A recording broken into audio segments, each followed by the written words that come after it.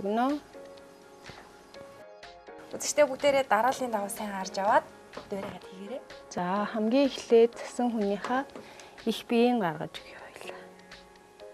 Ерөнхийдөө бөөрийнхээ учраас нэг их тэгж түүхтэй те хэлбэр дүрс яах болоо гэж санаа зовох юм ерөөсөө байхгүй. За ерөнхийдөө доор нь их биеийг гаргачлаа. Эхний бондгор нь. Одоо арай жижигхэн толгойг нь гаргаж өгнө.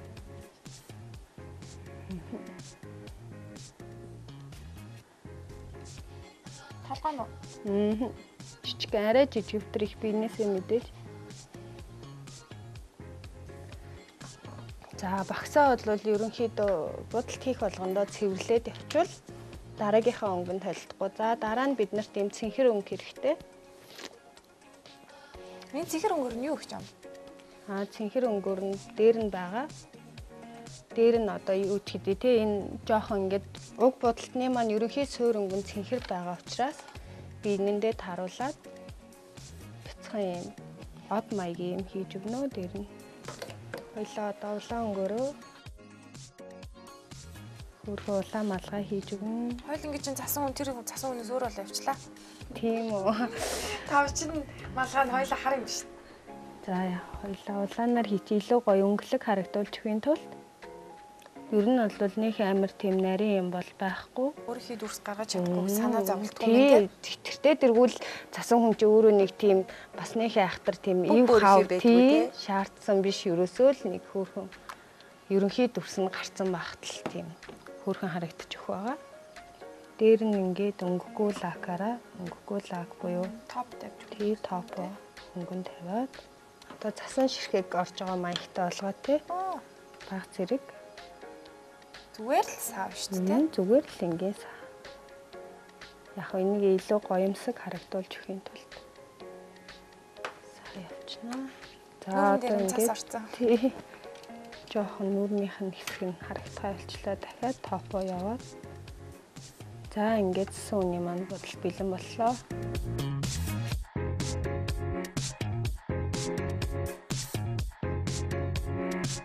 За одоо хоёлаа тэгвэл дараагийнхаа бодолтыг хийх үү? Шинэ жилийн баяр гэхээр шууд гацуур санаа нордог шүү дээ. Бас яг бидний артал гацуур байна. Тэгвэл яг миний нуусан дээр гацуур зураад өгч. За тий.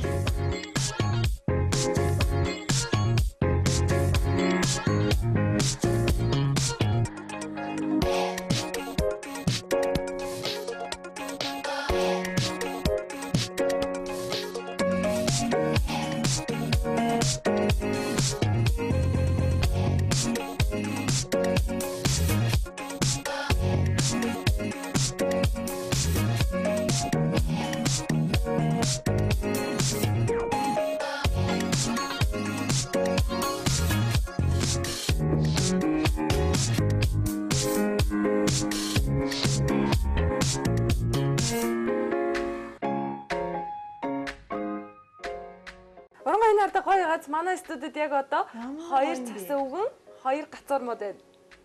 Тийм биш. Ямар гоё юм бэ? Саад хүрсэн юм уу? Харин тийм цас урцсан их гоёлцоо үстэй. За маань ч хумсаа гоёд, би ч гэсэн хумсаа гоёд. Бүсгүүчүүд маань ч гэсэн одоо ингээл хумсаа гоёдаг байсан бол одоо залуучууд маань бас мөн адил хумсаа маш их гоёдаг болж өөрийнхөө хумсандаа цаг зав зарцуулдаг болсон билээ. Тийм тэгэлгүй яах вэ? Ягаад ганцхан эмэгтэй хүн хумсаа гоёол те эрэгтэй хүмүүс муухай хумстай явна гэсэн ойлголт байхгүй шүү дээ. Одоо чи орчин үед бүгд л хумс чи ер нь хүний нэрийн хуудас гэж байгаа шүү дээ те. Тэгэхээр ер нь одоо манай Монгол эрэгтэйчүүд чи ерөнхийдөө айгүй те мундаг ихэнх нь бизнесмен те ямар нэгэн ажил хэргийн одоо те түнштэй уулзахтаа ч юм уу хумсаа ингээд маш гоё засаад цэвэрхэн өнгөлөөд бафтцсан тий гоё одоо тий хумстай гартаа үйж тэр грек контракта одоо тий хийхдээ нөгөө хүндээ бас ихтгэл төрүүлэхүүц тийм байдлыг бас ганцхан гадаад үзэмж хувцлалтаас тэр чинь болохгүй тэр хүний бас үс засалт хувцлалт тэгээд тэр гар хүртэл маш чухал үүргийг гүйцэтгэдэг байна шүү дээ тий би ч гэсэн ер нь эрэгтэй хүнтэй ер нь танилцаад анх удаа уулзалтаа хамгийн түрүүлж гарын нардаг. Тийм. Ер нь энэ утгаараа ер нь танаас салуун эрэгтэй хүмүүс зориулж маникюр хийдэг юм болов уу? За манай салонд гэх юм бол ер нь бол яг эрэгтэй хүнд зориулсан маникюр гэсэн юм бол байхгүй. Ер нь бол хүний хумс бол бүтцийнхаа хувьд эрэгтэй эмэгтэй гэж ямар ч ялгаа байдаггүй. Тэгээд хумс л бол хумс учраас ерөнхийд нь манайхыг зорж ирсэн одоо тий эрэгтэйчүүдтэй залуучуудаа бид нэр тий хумсных нь хэлбэрийг засаад гол асуудал нь одоо нөгөө арьс мах байдэн шүү дээ. Илүүдэл арьс махыг цэвэрлэж өгөөд тэгээд хумсын гоё өнгөлөөд тэр нь бас 14-өөс 21 хоног тогтдог хумсан дээр өнгөлгөө явагддаг. Ерөнхийдөө эмэгтэй хүн шиг эрэгтэй хүн бол байн хумсаа өнгөлөөд идэггүй учраас тэр нэмгэрнэ гэсэн асуудал байхгүй. Тэгээд өнгөлгөө явагдаад аль эсвэл тохирох одоо тий нэмгэн хумстай бол хатууруулж өгдөг кальц ч юм уу тий тэжээлийн бүтээгдэхүүнүүдийг төрхөж өгдөг байгаа. Тэгвэл хүүхдийн хувьд яа гэм лээ? Хүүхдийн хувьд гэвэл хүүхдийн хувьд бол маш сонирхолтой л доо. Жохон бяцхан хүүхдүүд маань одоо тий ээжтэйгээ орж ирээд хийх юм олж ядаа тий нэг маникюрын хугацаа чинь бас урт штэ. Нэг хүн дээр нэг цаг ч юм уу тий үйлчлэгээнээсээ шалтгаалаад хугацааны янз янз байдаг учраас хүүхдтэр бол уйдаахгүй тий цаг цаавыг одоо тий өнгөрөөхийн тулд бид нар хүүхдийн маникюр хийж өгдөг. Тэгээд хүүхдийн маникюрыг бол тусгай будагтай Америкаас оруулж ирсэн хүүхдийн биед хоргүй, элдв гаж нөлөөгүй тий хүүхдүүд маань ерөнхийдөө тоглож наадж явахдаа ч юм уу юм идчих явцдаа ингээд санамсаргүй гар хуруугаа амандаа хийдэг тий тэгээд нөгөө будгаа идчих ч юм уу тий тийм тохиолдол гардаг. Тэр тохиолдолд бол тийм хоргүй будгаар үйлчилдэг байгаа. Ямар хөөрхөн би ээжүүд нь нэгчнэр нь ингээл хумсаа боддог байсан бол одоо жоохон бяцхан хүүхдүүд маань ч гэсэн хумсаа бодож болдог байсан биз дээ тий. Харин тий зэрэгцээд айгүй хөөрхөн бодуулт нь штэ. Энэ гоё агааз гэл бодуулж дуусчаад ээжтэй гүйжчээл үзүүлээд ээж миний хумс амар гоё. Тэр үедээ тэр хүүхдийн сэтгэл ингээд бүр үнэхээр амар хангалуун. Миний ээж гоё эмэгтэй хүн юм солонд ордог. Би ч гэсэн ингээд гоё хумсаа янзлуулчих чинь ингээд айгүй аз жаргалтай байдаг. Тий. Хүүхдүүд бол ер нь айгүй аттай байдаг шүү. Миний юмсыг юм гоё ойлгож гисэн. Ханна Солоны nail artist Синдрээд баярлалаа. Ажилд чинь өндөр амжилт хүсэж байна. За та бүхэндээ ч гэсэн баярлалаа. Мөн энэ нэвтрүүлгийг үзэн суугаа бүсгүүчүүдтэй хандан хэлэхэд одоо тий шинэ жил төхөөд одоо баяр ёслолтын гоё гадуур өөр амьсгал орсон та бүхэн шинэ жилийнхаа бодолтуудыг тий манайхаар ирж хийлгээрэй. Таны одоо тий хүссэн өнгө дизайныг гаргаж өгөх болно гэж хэлье. Баярлалаа.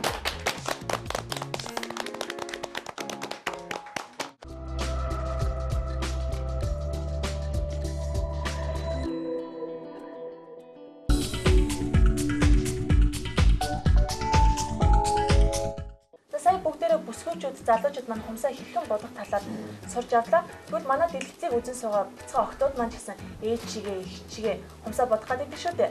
Тэгвэл тэрхүү охтуудаа зориулаад хумсаа хэрхэн шинжилэх гоёх талаар зааж зөвлөе. Мөн ээжүүд маань дэлгэцэндээ ойртон суугаад бяцхан гүнжийнхээ шинэ жилийн хумсны бодолтыг сурж аваарай. За ингээд бяцхан охин саруулхаа хумсыг бодож үзүүлцгээе. Ямар хумсны бодолтоос эхлэх вэ? За одоо бүгдээрээ хүүхдийнхээ будгаар охиныхоо одоо палашны өнгөтэй нийжлэхэн будгаар одоо бодож үзүүлье. Энэ будаг маань зөвхөн хүүхдийн хумсан зориулсан будаг үү тий? Тий, энэ будаг маань одоо хүүхдийн одоо хумсыг одоо хоргүй талаас нь гэмтээхгүй талаас нь тий. Гэмтээхгүй талаас нь.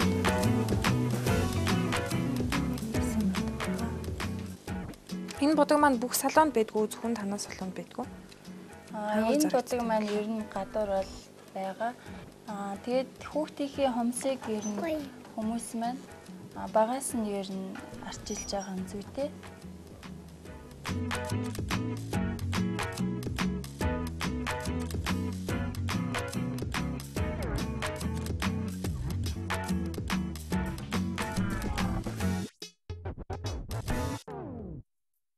За бүгдээрээ одоо хүүхдийнхээ хамсан дээр Hello Kitty наацгаая. Hello Kitty. Ер нь хумсны хэлбэрийг бас зөв засах хэрэгтэй байдаг шүү дээ. Тэгвэл хүүхдийн хумсны хэлбэрийг яаж засах хэрэгтэй юм бэ? Ээжүүд маань зөвлөж хэлээд. Ээжүүд маань хүүхдийнхээ хумсыг ер нь яг төрснийхөө одоо 7 хоног татар нь бол авалгүй. Одоо бэлийн өмс гэж байх нь зүйтэй. Тэгээд 7 хоногийнхоо дараа одоо хүүхдийнхээ хумсыг одоо өндөгнөөс нь дээшгээ миллиметртэй авах хэрэгтэй. Гоё янаас харуулаа. Гоё. За тэгээд хүүхдийн маань одоо 0 хуурай гэж байдаг. Ягаад гэвэл хүүхдийн маань хумс маань өөрөө маш нэмгэн цаас шиг байдаг болохоор 0 хуурайгаар хуурайдаж авч байгаа юм зүйтэй. Бас хүүхдийн маань хумсны талин нилээдгүй жижигхэн байдаг болохоор дээр нь бас юм зурхад хэцүү учраас гадуур бэлэн байгаа наалтыг аваад ингээд цэвэрхэн хөргөн болгоод будчих бас болох юм байна тийм ээ. Тийм. Хүүхдийн маань хумсны тойл нэлээд жижигхэн болохоор ер нь одоо гадуур ээжүүд маань өөртөө тохирсон тийм хөрхөн зураг аваад одоо шигтгээ ч юм уу те хумсан дээр нь аваад наагаад өгчөд болно. Тэгвэл хумсны лакийг яаж арилгах вэ? Ацетоноор бас арилгах ёстой юу? Тэгээ ер нь бол ацетоноор л арилгана. Хүүхдийн хумсанд бол бейс топ ер нь бол түрхэх шаардлагагүй. Ягаад гэвэл одоо хоргүй будаг болохоор ер нь тэгж хамгаалах юм түрхэх хэрэггүй. Энэ хүү лак нь ер нь хэр хурдан хатдаг юм бол хүүхдүүд чинь хумсаа хатаах ер нь төвчээргүй байдаг шүү.